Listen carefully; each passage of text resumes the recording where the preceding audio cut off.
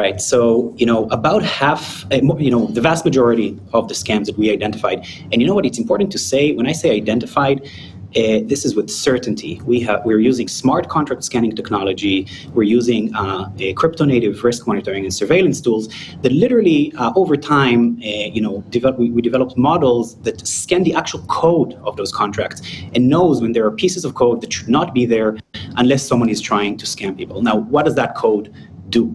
About 96,000 of those scams are, we refer to them as honeypots. So those are rug pulls that basically mean that once users start depositing money into a new token, oftentimes, by the way, those would be meme tokens. So a scammer would create a buzzy name and create a honeypot piece of code that prevents withdrawing once the money was deposited. That means that as more people deposit and no one is withdrawing, the value goes up. A very famous example here is the Squid Games token, which I think amounted to $3.36 million earlier this year.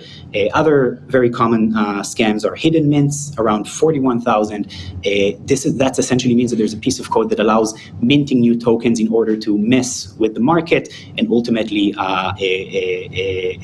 dump those tokens in order to essentially steal the money. Another very common one is what we call a hidden balance modifier, a little less common, around 8,000 of those, but that refers to the ability to essentially, for an external entity, usually the scammer themselves, of course, to mess with the value of the coin and again use that in order to ultimately steal the money.